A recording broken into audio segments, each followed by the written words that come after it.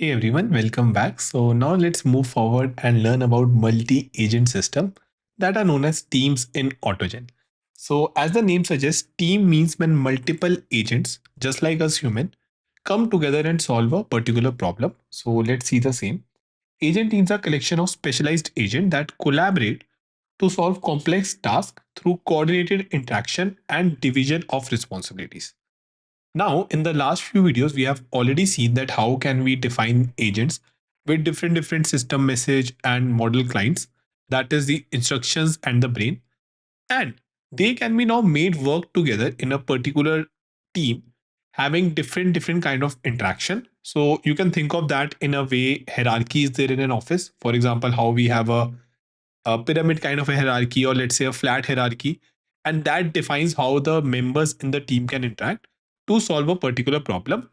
In a similar manner, in Microsoft AutoGen, we have multiple ways in which the team can interact. So let's try to see and understand all of them one by one. Now, benefits of multi-agent system. First, I would like to cover on these benefits as well. The very first one, specialization. Agent can focus on specific task or domain. What does this mean is a simple, easy to understand language that we can have an agent which specializes in some particular task or particular domain, right? So instead of having one agent which is jack of all trades, which can get confused and not help you, it's better that we have multiple agents, right? Now the easy way to understand it is that how chat gpt we have multiple chats, because one chat may be just handling your use cases related to something technical, other might be helping you in writing something, some other might be searching from web and getting the details. So these kinds of information, these all kind of information, and these all kind of agent, they can be made specialized and response in a particular manner. A very easy example, we can have a researcher agent which researches all the things, and we can have a specializer agent which makes sure that it summarizes and returns the same in a JSON format, right? So with that, we are able to create a better system overall. The next is scalability, easy to add or modify agents as needed. So instead of we changing the prompt of agent every time, a single agent every time, we will surely be able to scale them better, adding and removing agents just like we do in a team. Next is robustness, system resilience through distributed capabilities. So different agents can have different tools, and they can make sure that they are able to further use the same, and they can have different brain or model client as well. Thus, giving them the overall power to not get confused, to not have any problem, and work in a way they want. So this increases the overall robustness of the system, right? And since they will be focusing on what they have to do, and we can provide better instructions, system will be very much fault tolerant. And the last one is collaboration, complex problem solved through agent interaction. So it many times it happens that we have some way, or we can collaborate in a different manner to solve some complex problem. We can maybe have some specialized agent taking the first five turns, and then we move on to the last agent which summarizes all the information. So this collaboration makes us easy for us to solve different problems. Now let's move forward and see the multi-agent systems as defined in AutoGen. So if you will go on AutoGen homepage and you go in Teams, you can see that in this how we have multi-agent team or simply a team using AutoGen.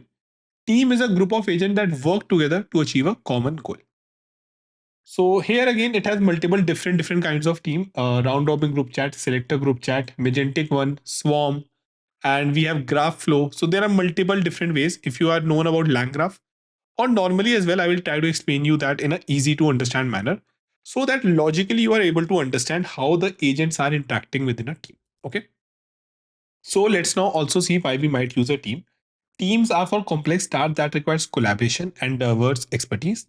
However, they also demand more scaffolding to steer command to single agent.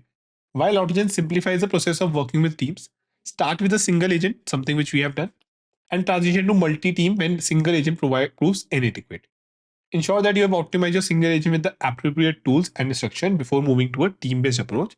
So again, I think this is very logical, just like how we increase headcount into some team in our office. That let's say if a single person is working, if more help is needed, that is when we move forward, right? So yeah, after that we have creating a team and all these things, which I would like to walk you through after explaining different kinds of teams. So let me zoom it out. Now we have a round robin team, everyone. A team in which agent takes turn in answering questions. So let me explain you this via visualization. And let me just copy some of these. Let me copy this and make it larger, right? Or just zoom it in. Yeah. See. So this is a very good example of a round robin team where let's say we have three agents, each with some expertise. That is why they are different.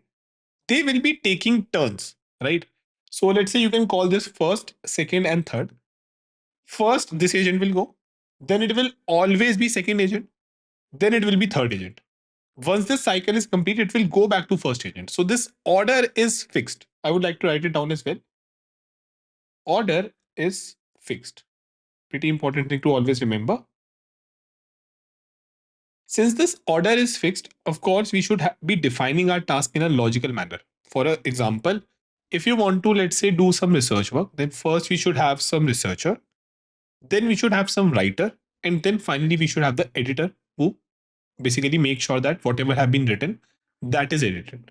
So this order has to be understood with respect to task. In let's say some code reviewer agent, first we should work on the problem and understand that.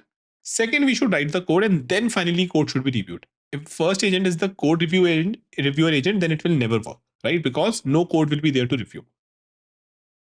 So this is the round robin team, and of course there are different caveats and things installed, which we will see when we will see this one in practical. Because round robin is the major team or the most important and the widely used team in AutoGen. Okay. Next, we have selector group chat. An orchestrator decide who will speak next based on the context of the message. So here, what happens, everyone? Let me show you this diagram now. In this, let's say we have three different agents. We have an application or a user. When we send out a task, this particular selector, based on the logic and based on what is happening, it is going to select that which agent might go next. So as an example, let's say if there is a web search we have to do, then the flow will go to the web search agent. If we have to do some data analysis, then it will go to the data analyst agent. So unlike in a round robin team where this order was fixed, here it will depend on the message. Now let's say the web search agent has given us some data, then it will go back and we can send this to data analyst agent who is going to analyze that data. So it is based on the context on where exactly we are in the task which we are trying to do. So this is where this team comes in. Now let's see a few other teams as well, which are a little bit advanced, but let me try to make sure that they are easy to understand. Next one is a swarm team, which is based on the OpenAI swarm, a team in which we have handoff message from one agent to another and no orchestrator. So what happens now in a swarm team, everyone? Let me just draw it separately. Let's say these are three agents and this is the task, or let me rather get the overall message only. Yeah, this is the message. Okay. In a swarm team, these agents will be handing off the full workflow. So let's say if this is the message or this is the task which we have to do, the full workflow will be sent across to different agents. So there will be no orchestrator, no center authority here which will be taking the call. Here we will be making sure that we are just sending this as required to the next agent. For example, just as an example, if this is my flight refunder agent and this is my customer care agent, then let's say the message goes to the customer care, it will send the whole message and the flow to the flight refunder. So now it depends on whom flight refunder chooses next. If it solves a problem, it can get back to the flow as well. So that is where the full conversation is getting kind of out of hand to the next agent. It is very much similar how we hand off something to someone. So let's say you have done your work, now you have handed off to the next team. Now if the next team feels that there is a problem, then they can surely hand it off back to you, or maybe they can hand it off to some other agent or some other person altogether. So that is how this handoff has to be understood, and this kind of team is known as swarm. Next, we have graph flow. So graph flow, we can define how we want agents to interact by defining them as node and edges. So people who have a little bit idea about LangGraph, maybe this will be easier. So what happens here? Let me explain that. So I can call this one as swarm and make this a little bit bigger. In GraphFlow, I can just define them like this. So let's say this is my starting node. Let me call this A. Then this is my next node. Let me call this B. We can have a edge between them. And similarly, we can have, let's say, another agent or other multiple of these agents, C and D. So C, D, and now the flow can go like this. So it is going from parallelly now, parallel fan out, right? So let me show you the same as well. If we go on GraphFlow, then we can define something like this. So we can have a builder digraph. Then we can add nodes here. Writer and reviewer are two agents, which are the nodes. And we can add edges between them, right? So surely it also has multiple ways through which we can connect our agents and give them the task. And we can define any complex overall thing here as well, right? So these are all the different kinds of teams which are there in AutoGen. Now surely there are more to them, like we have to understood them in properly because there are multiple settings. But for overall this crash course, I believe that understanding one of the team, which is round robin, which you are going to cover, shall be more than enough. And then, of course, you can go and figure out or rather explore most of these on your own, and it shall be easily understood because I have provided you a very good initial idea that how they work. So, with that, everyone, now let's meet in the next video where I will explain you or where I will show you a demo on how you can use a round robin group chat team and how can we create a DSA solving agent using the same. So with that, let's meet in the next video. Thank you.